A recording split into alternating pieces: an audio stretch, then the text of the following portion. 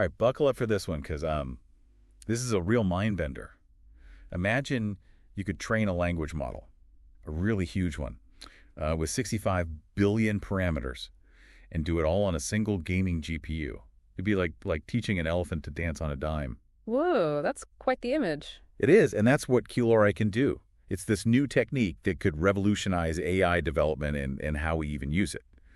So today we are going deep on QLoRA and looking at the paper, QLoRA, Efficient Fine-Tuning of Quantized LLMs, which is straight out of the University of Washington. And what's cool is that they didn't just, write about it. They went and actually trained over 1,000 models using this method. So we're talking real-world stuff here. Okay, so big picture. What problem is QLoRA trying to solve? Well, the main problem is that training these massive language models, or LLMs, is incredibly resource-intensive. You need tons of computing power. We're talking server farms, specialized hardware things that most people just don't have access to. So it's like an exclusive club for AI development. Exactly. And that's a problem because it limits who can experiment with this technology and who can actually benefit from it. So QLoRA is like the key to unlock the door for everyone.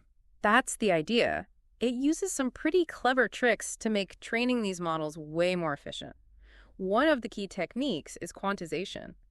Think of it like taking a super high-resolution picture and compressing it into a smaller file size. That's basically what happens with the model's weights. They're represented using fewer bits, which makes the model smaller and easier to manage. So it's like slimming down the model, but without losing the important information. Exactly. And they've come up with this new data type called 4-bit normal float, or NF4 for short, which is surprisingly good at preserving accuracy even with this compression. It's really good at handling the specific types of numbers that are used in neural networks. That's pretty cool. So they've compressed the model, but you said there were more tricks. Oh yeah, there's more. They actually take the compression even further with something called double quantization. It's like taking that compressed picture we talked about and then zipping it up to make it even smaller. They basically quantize the quantization constants themselves, which squeezes out even more memory savings. So they're like compression masters. But what about the actual training process? How do they make that more efficient? Well, the real star of the show here is something called low-rank adapters, or LoRA for short. Okay, that sounds complicated. It's not as complex as it sounds. Imagine instead of retraining this huge model every time you want it to do something new, you just give it a little add-on, a specialized toolkit for that specific task. So it's like giving it a shortcut instead of making it relearn everything from scratch. Exactly. And these adapters are much smaller, much faster to train than the entire model. That's the secret sauce to QLoRA's efficiency. So it's all about working smarter, not harder. But what about those moments when the training process needs a sudden burst of memory? It's like trying to stuff a giant suitcase into a tiny overhead compartment, right? That's where paged optimizers come in. Think of it like your computer's virtual memory. When your computer starts to run out of RAM, it uses a part of your hard drive as temporary memory, right? Yeah, to avoid crash. Right. Paged optimizers do something very similar. They use a combination of RAM and your computer storage to manage those memory spikes during training, which allows you to train these huge models on a single GPU without running out of memory. So QLoRA uses all these tricks to make training large language models more accessible. Yeah. But the big question is, does it actually work? I mean, does it really deliver? Well, that's what I was wondering, too, when I first read about it. Right. The results are pretty amazing. They tested QLoRA on all sorts of different tasks and data sets, compared it to the standard way of doing things. And in almost every case, QLoRA either matched or even exceeded the performance of the traditional approach.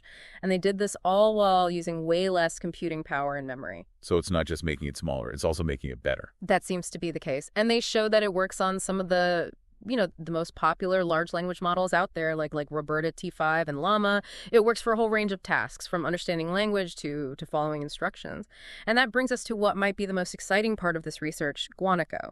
Guanaco, what is that? Like some kind of llama? Not exactly. It's a family of chatbots that they built using QLoRA. Wait, so they actually built chatbots with this new technique? They did, and the results are pretty remarkable. Their biggest model, Guanaco 65B, is actually as good as ChatGPT on a benchmark that was designed to test chatbots in real-world situations. So it's basically as good as one of the most advanced chatbots out there. It seems that way on that benchmark, Yeah. which is impressive, especially considering it was trained using QLoRA. And they did all of this on a single GPU? How long does it even take to train one of these Guanaco models? Well, their Guanaco 33B model, which is still super powerful, can be trained on a single high-end consumer GPU in less than 12 hours. So you're telling me I could train a powerful chatbot on my gaming PC overnight? That just blows my mind. It's pretty amazing, right? And the implications of this are huge. We'll dive into those more in the next part, but it's clear that QLoRA is making large language models much more accessible. This could be a total game changer. I'm definitely hooked. I want to hear more about, about the implications of all of this, especially these Guanaco chatbots. Yeah, let's take a break here, and when we come back, we'll talk more about what Guanaco can actually do. So we're back and ready to talk more about Guanaco. Yeah, I'm really curious to hear more about these chatbots. What makes them so special? I mean, besides being trained with this QLoRA method. One of the things that really jumped out at me was Guanaco's resistance to misinformation. It's almost like it has a built-in, lie detector. That's interesting. So if I try to feed it some fake news, it'll call me out. Well, kind of. For example, if you give it a prompt that's based on something that's totally false, like saying that the Earth is flat, Guanaco will actually push back and say something like, "No, that's not true."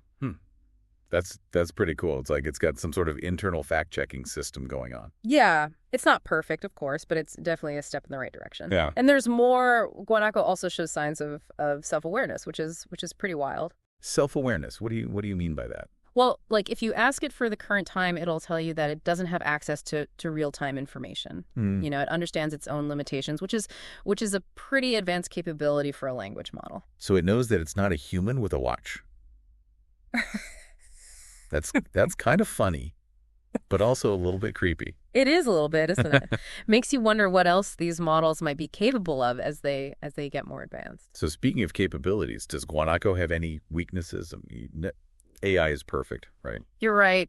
And the researchers were very upfront about Guanaco's limitations. One area where it struggles is with what they call secret keeping. Secret keeping. What is that? So they basically told Guanaco to keep a certain word secret, and then they tried different ways to trick it into revealing the word. So it's like a game of AI espionage. Exactly. And at first, Guanaco held strong. When asked directly for the word, it refused to say it. But the researchers were able to kind of coax the secret out of it with a little bit of trickery. So it's not a master spy just yet. Not quite. This just shows how tricky it is to make sure that AI models follow instructions reliably, especially when someone's trying to mislead them. Yeah, that makes sense. Yeah. What about other areas? Any other weaknesses?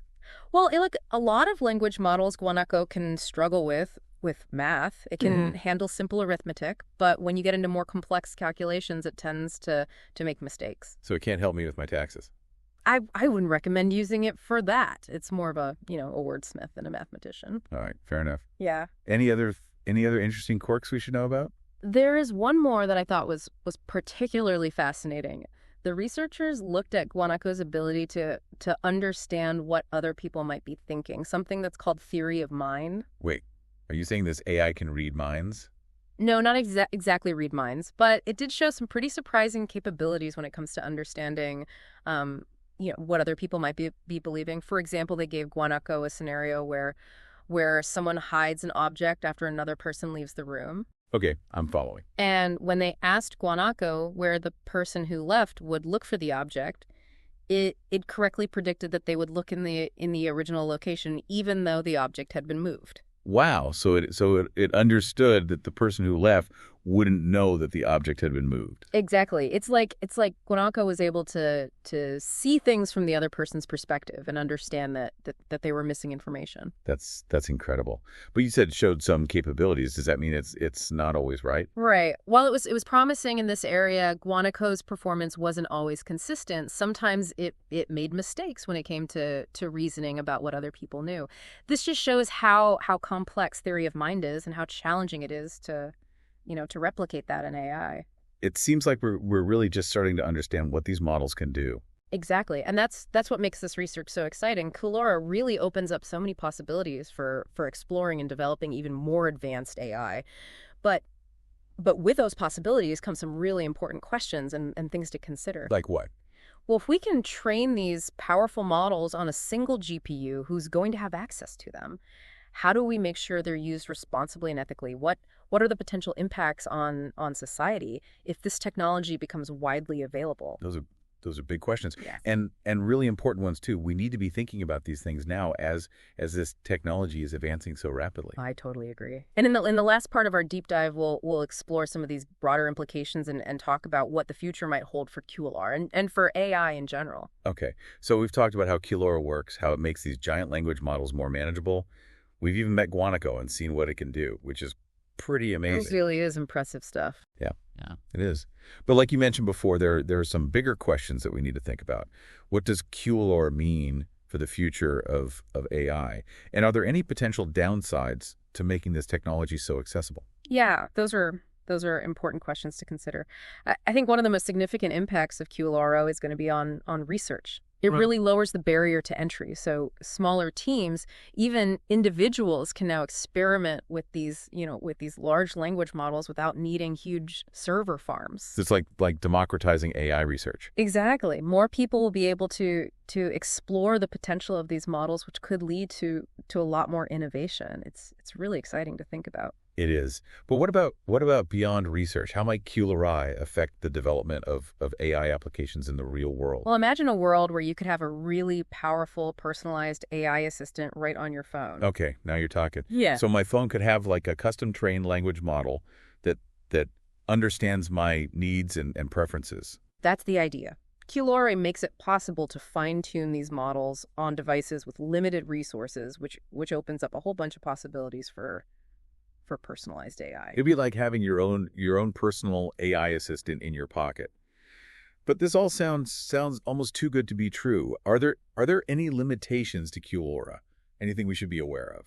You're right to be cautious. QLoRA has shown a lot of promise, but there are definitely areas where more research is needed. One thing the researchers pointed out is that they haven't yet proven that QLoRA can match the performance of full 16-bit fine-tuning at the very largest scales. So when we're talking about models that are even bigger than these 65 billion parameter models. Exactly. Testing at those scales is just incredibly demanding computationally. So while QLoRA is a huge step forward, there's still work to be done to see how far we can push it. That's fair. It's important to acknowledge those limitations. Yeah. But even with those limitations, the potential here is huge. QLoRA could really change the game, making AI more accessible and hopefully more beneficial for everyone. I agree. It's an exciting development that brings up all sorts of interesting questions about the future of AI. So to wrap things up, Yeah. what are some of the key takeaways for our listeners? What are the big things they should remember about QLoRA? Well, I'd say the most important takeaway is that QLoRA makes it possible to train and fine-tune these powerful language models on just a single GPU, even a consumer-grade one. Right. No need for those massive server farms anymore. What else? Well, QLoRA achieves this through a combination of different techniques, things like quantization, double quantization, low-rank adapters, and paged optimizers. It's like a whole toolkit for AI efficiency. It is. And it's Yeah. not just about making the model smaller. It's about maintaining or even improving performance. The research has shown that QLoRA can be just as accurate as traditional methods and sometimes even better. And they showed that with Guanaco, right? Which is already doing some pretty impressive things. Exactly. It's still early days, Yeah. but QLoRA has really opened up a lot of possibilities for AI research development and applications. So as we leave our listeners to think about this new technology, what's one question you want them to consider? If AI becomes truly accessible to everyone, how will you use it? How will you use it to shape the world? What new possibilities will you unlock? That's a great question and a great place to leave it. Thanks for joining us for this deep dive into QLoRA. It's been an incredible journey. My pleasure. Until next time, keep exploring, keep questioning, and keep diving deep.